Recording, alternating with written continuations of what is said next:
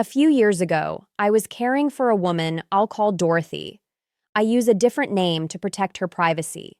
She was 76 years old, sharp as a tack, fiercely independent, the kind of woman who insisted on doing everything herself, and honestly, she could. Until one Tuesday morning when I arrived for my shift and found her on the bathroom floor. She'd slipped getting out of the tub, fractured hip. The ambulance came. 6 months of recovery followed that changed everything about her life. Her daughter kept saying the same thing over and over. I had no idea. I had no idea bathing could be dangerous. But here's what troubles me, and it's why I'm making this video. It wasn't just the fall. In the weeks leading up to that morning, I'd been noticing things. The way her skin had become so dry it was cracking at the edges. How she'd shuffle to her chair after every bath and sit there, exhausted, sometimes for an hour or more. The recurring infections that kept coming back, urinary tract infections mostly, that her doctor couldn't quite explain. I mentioned some of this to her daughter during one of her visits, but I don't think she understood what I was seeing. She saw her mother on Sunday afternoons, dressed, rested, ready for company. I saw her every weekday. I saw the full picture. After 20 years of doing this work, I've learned that how seniors bathe and how often matters far more than most families realize. And the advice you're probably following, the routine you've had your whole life, it might actually be putting you at risk. Now, if you're watching this for yourself, if you're the one who's noticed that bathing has become exhausting in a way it never was before, I want you to know something. You're not imagining it. Your body is trying to tell you something important. And the fact that you're here, searching for answers, tells me you're already listening. That awareness is the first step. Maybe your skin feels different, drier, more fragile than it used to be. Maybe you've had a close call. A moment in the bathroom where you felt unsteady and it scared you, but you haven't told anyone because you don't want them to worry.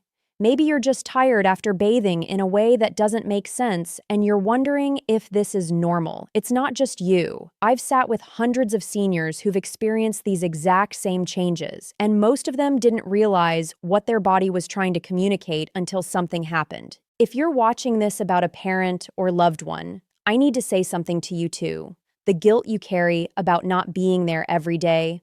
I've seen it in every single family I've worked with. You can't be everywhere. You can't notice everything. That doesn't make you a bad daughter or son. It makes you human. But I've also watched families miss warning signs that were there all along, not because they didn't care, because they didn't know what to look for. They heard the statistics about bathroom falls. And yes, those statistics are real and they're frightening. But they didn't understand the patterns that come before the fall, the exhaustion, the skin changes, the little things that seem too small to mention but actually matter more than anyone realizes.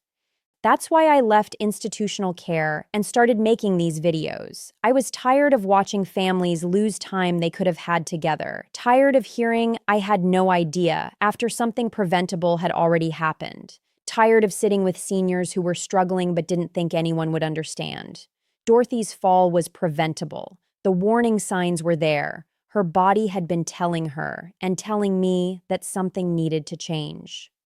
But we didn't have the language for it. We didn't have the information. And by the time we understood what was happening, it was too late to prevent what came next. I don't want that to be your story. I don't want your family to look back and wish someone had warned them. So over the next few minutes, I'm going to share what I've learned from being present for hundreds of these journeys, the patterns I've observed, the mistakes that seem harmless but aren't, and most importantly, what actually works, because I've seen that too. If something about your bathing routine has started to feel off, trust that feeling. Your body knows, and I'm here to help you understand what it's trying to say. Here's what I want you to understand about daily bathing after 70. It's a pattern I've witnessed over and over again in my 20 years of caregiving. Seniors bathing every single day, not because they need to, but because that's what they've always done. And they're paying a price for it that most families never connect to the bathing routine. Let me tell you about a woman I cared for. I'll call her Margaret to protect her privacy. She was 73 when I started with her, lived alone, very particular about cleanliness. She took 2 baths a day, one in the morning, one before bed. Had done it for years, but Margaret kept getting infections. Urinary tract infections mostly, and her skin would break down in places. Red, irritated patches that wouldn't heal. Her doctor kept treating the infections with antibiotics, but they'd come back within a few weeks. He couldn't figure out why. He'd ask about her diet, her medications, whether she was staying hydrated. All the standard questions. I was there 5 days a week, and one day I happened to mention her bathing routine to him during a check-in call. 2 full baths daily, hot water, lots of soap. He paused. Then he said something I'll never forget. That might actually be the problem. Here's what happens to your skin as you age. It produces less oil than it used to. It holds less moisture. The protective barrier, the one that keeps bacteria out and moisture in, gets thinner. This isn't failure. This is just how aging works. Your skin at 70 is not your skin at 40. It's not failing you. It's just different. When you take a hot bath every day, especially with soap, you're stripping away the natural oils your skin desperately needs. You're washing away that protective barrier faster than your body can rebuild it. And for someone Margaret's age, bathing twice a day, her skin never had a chance to recover. Within 2 weeks of cutting back to 3 baths a week, Margaret's skin started healing. The infections stopped coming back. She couldn't believe it. She kept saying, "All this time, I thought I wasn't being clean enough. Turns out I was being too clean." Now, I need you to hear this if you've been feeling guilty about not bathing every day. You might actually be protecting your health. I've watched seniors spend 2 hours recovering from a 20-minute bath, completely exhausted, needing to sit in their chair, sometimes falling asleep right there because the effort depleted them so much. That exhaustion isn't just about the physical act of bathing. Hot water drops your blood pressure. It makes your heart work harder. When you're 70 or 80, your body doesn't bounce back the way it used to. That recovery time gets longer. And during that recovery period, you're more vulnerable, more likely to feel dizzy, more likely to be unsteady on your feet. I've had seniors tell me they avoid bathing because it makes them feel so tired afterward. Then they feel guilty about it. They worry their family will think they're not taking care of themselves. But their body is actually telling them something important. That exhaustion is information. This isn't about hygiene. I need to be really clear about that. The seniors I've watched thrive into their 80s and 90s, they're clean, they're fresh, they maintain their dignity, but they adjusted their routines to match their body's new reality. They stopped doing something that was actually causing harm, even though it seemed like the right thing to do. Your body's needs have changed. The routine that worked beautifully when you were 40 or 50 might be too much now. And recognizing that isn't giving up. It's listening. It's being wise about what your body is trying to tell you. If you're finding this helpful so far, I'd love to know you're here. Go ahead and comment the number 1 below. And if you haven't subscribed yet, I share insights like this every week from my 20 years of working with seniors. Now, let me tell you about the patterns most families don't see until it's too late. There are patterns most families don't recognize until it's too late. And I need to share them with you because I've watched these patterns play out so many times. You've probably heard the statistics about bathroom falls. 1 in 3 seniors over 65 will fall each year. And yes, a significant number of those falls happen in the bathroom. But here's what the statistics don't tell you. What I've learned from being there when it happens. Most bathroom falls don't occur during the bath itself. They happen in that vulnerable moment when you're stepping out. You're wet, you're tired, your guard is down because the hard part, the actual bathing, feels like it's over. But your body is depleted, your blood pressure has dropped from the hot water, and that combination makes you unsteady in ways you might not even notice until you're already falling. Dorothy, the woman I told you about earlier, wasn't just tired after her baths. She was unsteady. I'd watch her grip the counter a little tighter, take a moment to steady herself before she started walking. Her daughter never saw this because she wasn't there in those moments. But I was, and I recognized what it meant. When your body is exhausted, your balance suffers. Your reaction time slows. The hot water doesn't just make you tired, it actually drops your blood pressure, which can make you feel dizzy or lightheaded. These aren't separate problems. They compound each other, and that's when falls happen. Here's the other pattern I need you to understand: the connection between bathing frequency and infections. I've seen this especially in women, recurring urinary tract infections that seem to come out of nowhere. Doctors treat them with antibiotics, they clear up, then they come back a few weeks later. The cycle repeats. Remember Margaret, the woman with twice daily baths? Those recurring UTIs weren't random. When you overbathe, especially as you get older, you're not just stripping away oils. You're breaking down your skin's protective barrier. And when that barrier gets compromised, bacteria have an easier path in. The very thing she thought was keeping her clean was actually making her more vulnerable to infection. Her skin would break down in places, red, irritated patches that wouldn't heal. And those breakdown spots? They become entry points for infection. It's a cycle that starts so innocently. You bathe to stay clean, but you're bathing too much. Your skin breaks down. Infections develop. You bathe more thinking it'll help, but it makes everything worse. Now, I'm not sharing all this just to scare you. I'm sharing it because I've also seen what works. Let me tell you about a man I'll call Mr. Chen. I use a different name to protect his privacy. He was 82 when I started caring for him. Still pretty independent, sharp mind. But his daughter was worried about bathroom safety after her friend's father had fallen. So we talked about it. And we made changes before anything happened. Mr. Chen now bathes 2 to 3 times a week. We set up some simple safety measures I'm going to share with you in a minute. He uses a shower chair. We make sure the bathroom stays warm so he's not rushing because he's cold. And here's what matters. He's 87 now, still independent. He hasn't fallen. His skin is healthy. He has more energy than he did when he was bathing every day. The difference between Dorothy's outcome and Mr. Chen's outcome wasn't luck. It wasn't genetics. It was awareness and adjustment. They made changes before something forced them to. The seniors who do well aren't lucky. They're informed.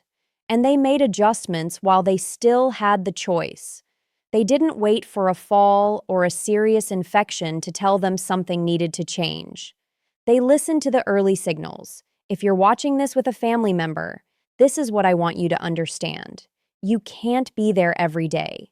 You can't see the small changes the way I do. But now you know what to look for. The exhaustion after bathing, the extra moment they take to steady themselves, the recurring infections that seem minor but keep coming back. These are the patterns that matter. And what I'm sharing isn't just about avoiding problems. I've also seen what's possible when people make adjustments. That's what we're going to talk about next. What actually works. Now let me tell you what actually works. Because I've watched seniors thrive with these adjustments, and I want that for you too. The guideline I've seen keeps seniors healthiest is bathing 2 to 3 times per week. Not every day. 2 to 3 times. And I know what you might be thinking. Won't I feel dirty? Won't people notice? Let me address that directly because it's what everyone worries about. Mr. Chen, the man I told you about who's now 87 and still independent, he had the same concern when we first talked about changing his routine. He said, "I've bathed every day my whole life. Won't I smell?" But here's what he told me 6 months later. "I feel better. My skin doesn't itch anymore. I have more energy. And nobody has noticed any difference except that I seem stronger." The seniors I've worked with who made this adjustment, they don't feel less clean. They feel better. More energy throughout the day, healthier skin, less anxiety about the bathroom. That's what actually happens when your body isn't being depleted every single day. But let's talk about staying fresh between full baths, because this matters. You can absolutely maintain your dignity and hygiene without exhausting yourself. Here's what works: a warm washcloth, soap, and focus on the key areas: underarms, groin, feet. You can do this sitting down at the sink if you need to. Takes about 2 minutes. No exhaustion, no risk of falling, and you stay fresh. Some of the seniors I work with do this every evening before bed, others do it in the morning. Find what works for you. The point is, you're taking care of yourself without putting your body through the full depletion of a bath or shower. Now, for those 2 or 3 full baths a week, let's talk about safety, because this is where simple changes make all the difference. First, a shower chair. This changed everything for the seniors I've worked with. You can get one at any medical supply store or pharmacy for about $20 to $30. It means you're not standing the whole time. You're not as tired afterward, and you're much more stable getting in and out because you're already sitting. Second, grab bars. Not the ones with suction cups, they can fail. The ones that actually mount to the wall. If you rent your home and can't install them permanently, there are tension-mounted poles that work well. Position them where you actually need them, not just where they look good, but where your hand naturally reaches when you're getting in or stepping out. Third, bath mats that actually grip, the rubber ones with suction cups on the bottom. Replace them when they start to wear. They lose their grip over time. And one outside the tub too, so you're stepping onto something that won't slip. Fourth, keep the bathroom warm. I've watched seniors rush through bathing because they're cold, and that rushing is when mistakes happen. A small space heater, the kind that shuts off if it tips over, makes a real difference. You're not hurrying. You're not shivering. You can take your time safely. Now, if you're watching this about a parent or loved one, you might be wondering how to bring this up. Because I know the conversation feels hard. You don't want them to feel like you're saying they can't take care of themselves. Here's what I've seen work. Focus on safety and energy, not on inability. You might say something like, I've been reading about bathroom safety, and I'm worried. Can we talk about some simple changes that might help? Or, I've heard that bathing less frequently can actually be healthier after 70. Would you be open to trying it? Make it about information you've learned, not about what you think they're doing wrong. And if they resist, don't push. Plant the seed. Leave this video where they can watch it themselves. Sometimes hearing it from someone who's been there, someone like me, makes it easier to consider. This isn't about admitting you can't do something. It's about doing things in a way that keeps you strong and independent longer. The goal isn't to take away your autonomy. The goal is to protect it by making adjustments that work with your body instead of against it. Before I share what I want you to remember most, if this information has been helpful, let me know by commenting the number 2 below. And please share this with someone who needs to hear it, because the families who make these changes early are the ones who have more time together. Now here's what I need you to hold on to. I want to tell you why I make these videos, why I left institutional care and started sharing what I've learned with anyone who'll listen. I watched too many families lose time they could have had together. Time lost to preventable falls, preventable decline, preventable fear. Dorothy's daughter saying, "I had no idea," haunts me because I hear those exact words so often. And every time I hear them, I think, someone should have told them. Someone should have explained what to watch for while there was still time to make different choices. Dorothy's fall was preventable. The exhaustion after every bath was a warning sign. The cracking skin was a warning sign. Her body was telling us something for weeks, but we didn't have the language to understand what it was saying. And by the time her daughter realized something needed to change, it was too late to prevent what happened. But I've also sat with families who made changes early. Families who listened to the small signals and adjusted before anything forced them to. And those families? They had years together they wouldn't have had otherwise.